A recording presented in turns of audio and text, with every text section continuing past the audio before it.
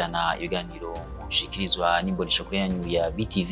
Ni umwanya mwiza kugira tubashikirize amakuru yacu mu Kirundi, amakuru duhera ku ngingo nkuru ziyagize. Mutambukanye umukuru w'igihugu c'u Burundi Angeline Ndayishimiye yagarutse n'umunsi ava mu gihugu c'u Butaliyano, aho yamenyesheje yuko urugendo rwiwe ruzotuma abarundi bunguka vyinshi mu bisata vy'uburimyi, ubworozi ndetse n'amagara y'abantu. Nayo mu Gatumba abanyagihugu baho baratakamba basaba yuko leta n'abagira neza bo bagarukirako muri kino gihe aho batewe n'imyuzurira y'amazi. Turafise n'andi makuru menshi twabateguriye mu kanya indonido ry'amakuru yacu.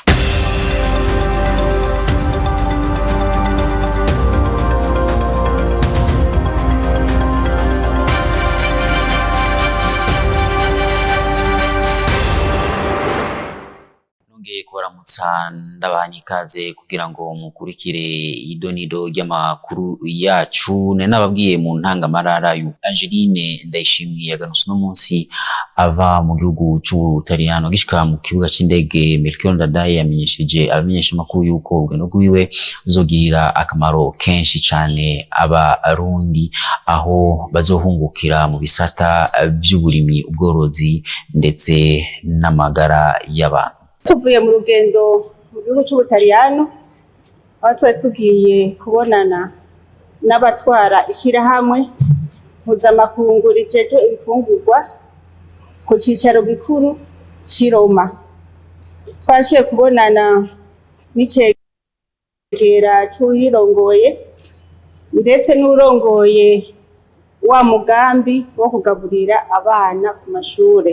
Bisanzwe barangenye kuserukira ubwo runani bwo buvuga point focal ngaha mu Burundi.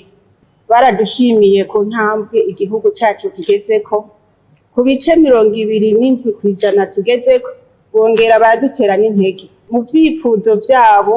Bifuza ko gushika ku myaka 2030 ko abana bose ku mashure boba baronka ivyo bafungura. Mu vy'uburimyi n'ubworozi twagendeye iraro ry'inka, tugendera naho bakora amafromaje, tuca tugendera no mu mirima y'ibiterwa bivamwo vino, tuca tuja naho bakanyira vino. Hose tweko turaraba ivyo tudafise ngaha ko Imana idushoboje natwe abarundi twobishikako. Aho rero twaciye tugendera naho basanzwe bafise ubuki, aho nyene bagira amafromaje kandi barafata n'isosiso y'ingurube. Bo kwiteka imara igihe kininiya, inyama yenekeje ahantu. Vyaciye bisubiza agatima inyuma ya nyama y'ikindi y'abakera bakora. Urongoye igisagara ca Paruma yaratubwiye ko bagomba gukorana cyane n'u Burundi na cyane igisagara ca Bujumbura. Basanzwe bariko barakora amahinguriro y'amatomati ngaha mu gisagara ca Bujumbura. Murazi ko Ubutaliyano ni igihugu kuva kera cyane gifitaniye imigenderanire myiza n'u Burundi. Twarashoboye kugendera ibitaro vy'abana vyitwa Bambino Gesù, aho ni muri leta ya Vatican.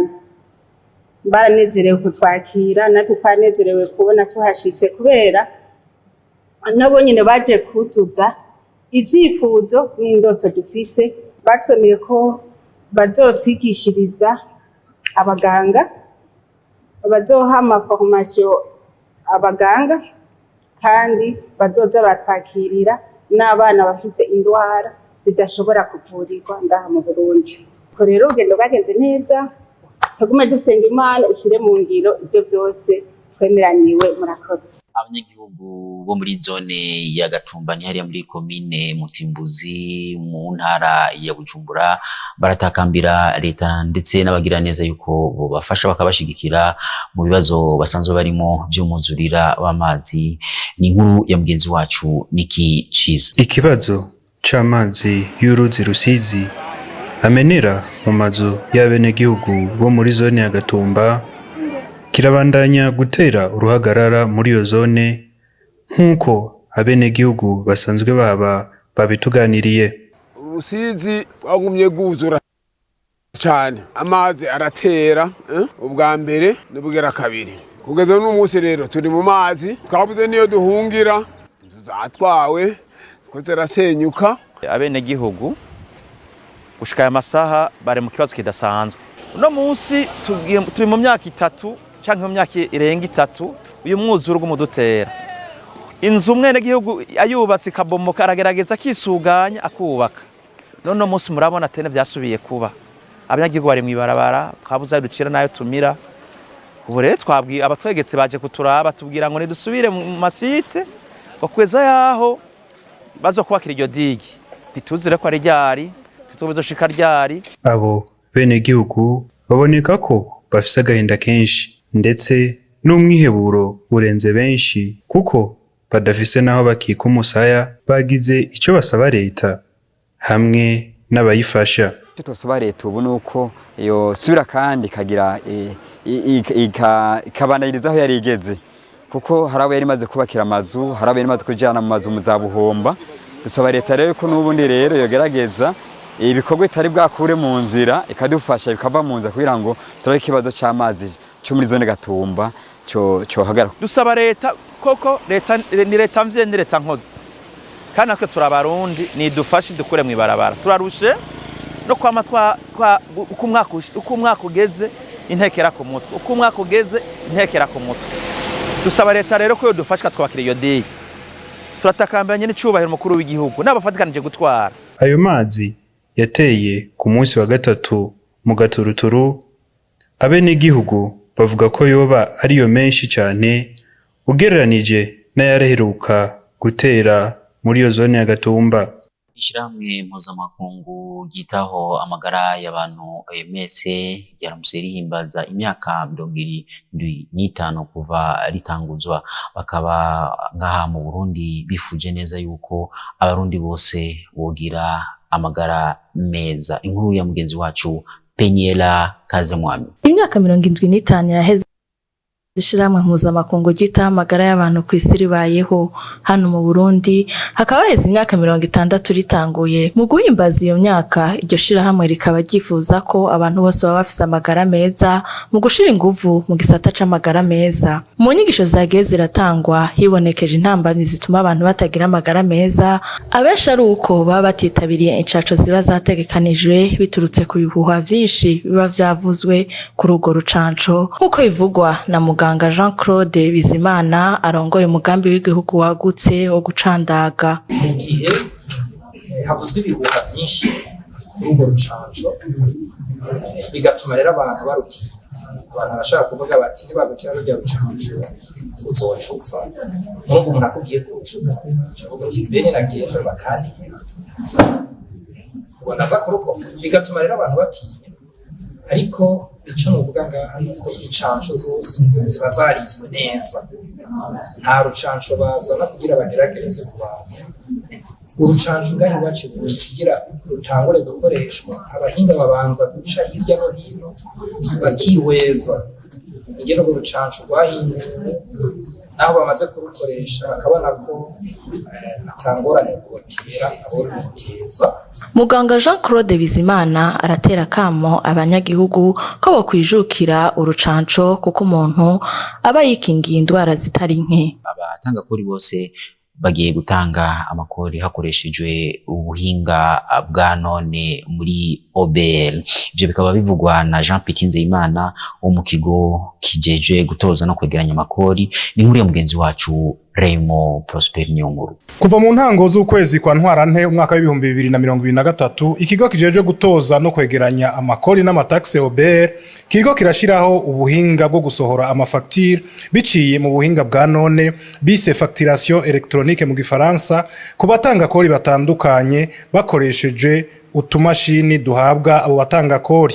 Abegwa n'uyo mugambi wo gusohora amafacture zikozwe mu buhinga bwa none n'abatanga kori bo mu mice itatu nk'uko bishikirizwa na Jean Petit Nzeyimana arongoye umugwi uri kurakora ku bijanye n'ubuhinga bwo gusohora amafagitire hakoreshejwe ubuhinga bwa none bise facturation électronique. Ubuhinga bwo gukoresha fagitire zikozwe mu buhinga bwa none burafise abantu bwerekeye aho twavuga cyane nk'aba batanga kori bita banini bita les grands contribuables mu gifaransa, hakaba n'abatanga kori babaye bita les moyens contribuables, hakaba n'abatanga kori bita les petits contribuables ni batanga kori bato. Abo bose tuvuze iyo migwi itatu isanzwe yerekewe n'ubu gukoresha ubu buhinga bwa none mu gusohora amafagitire yabo. Ariko hariko n'abandi batanga kori bita bamwe bariho amakori bita forfait bagira bamenyekanisha ingene bakoze ku mezi atatu bita déclaration trimestrielle mu gifaransa. Muri kino gihe abo batanga kori b'umugwi ugira kane ntibarashikirwa, ariko twibaza ko nabo nyene mu minsi atari myinshi cyane bazoshikirwa. Ubuhinga bushasha bwo gusohora amafagitire hakoreshejwe ubuhinga bwa none bukaba buje gufasha umutanga kori cyo kimwe n'ikigo OBR kumenya ibisohoka n'ivyinjira ku mwanya. Ku vyerekeye umutanga kori ubwo buhinga buje kumufasha mu mirimo yiwe ya misi yose kugira ngo ashobore kumenya ku mwanya ingene ariko arakora imirimo yiwe y'urudandaza. No kuvuga yuko icambere nuko kugira umuntu ashobore kugira adandaze nuko yerekana ibintu asanzwe afise mu bubiko bwiwe bimwe bita stock.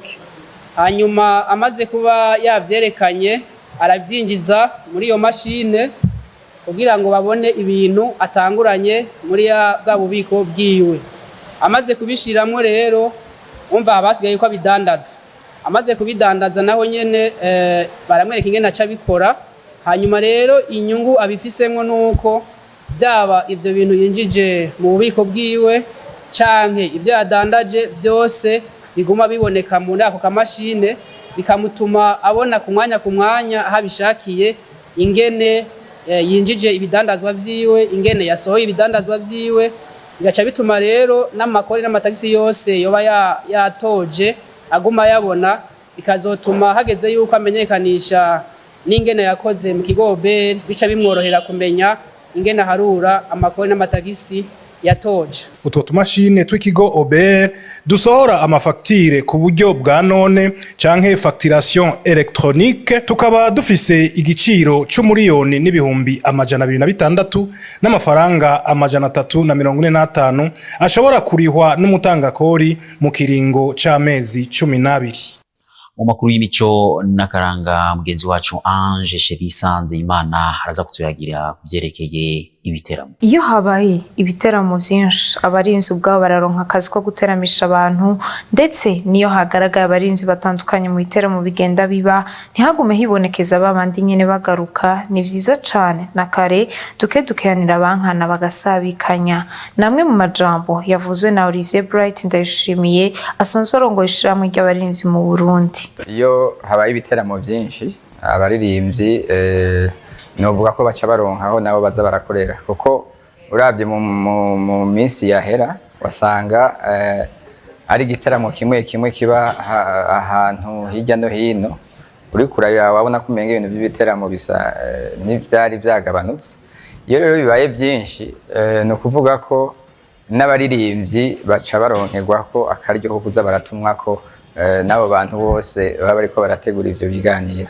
Urumva ni ikintu ciza cyane, kandi niyo bahindutse, iyo bagiye barahindagurika nacyo ni ikintu ciza, kuko gituma abaririmbyi bose bamenyekana ku rugero rumwe. Iyo umuntu ariko arategura igiteramo arafisemo inyungu aba ariko arakironderamo, ntaba akeneye gukora homba.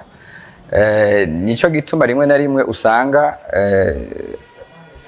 abaririmbyi ashobora kuba we yazanye aba, ugasanga n'undi yateguye igiteramo yazanye babandi kumbure kubera ko bashobora kuba bamenyerewe kuruta abandi, cyangwa ugasanga mu byo bumvikanye bo byashobotse ko bumvikana, kuko kugira igiteramo kibe burya harimo ibintu byinshi. Harimo ingene umuririmbyi akora, ingene yitwara, icyo ashobora kumarira uwumuzanye. Hakabaho n'uwamuzanye novuga ibyo baza kuvugana hagati yabo kugira ngo icyo giteramo gikorwe. Hariho ikindi novuga ni ibyo nyene by'abafana, kuko burya kugira ngo habe igiteramo wowe utegura igiteramo ushobore kurondera umuririmbyi ushobora gukoresha biravana n'abo bafana nyene.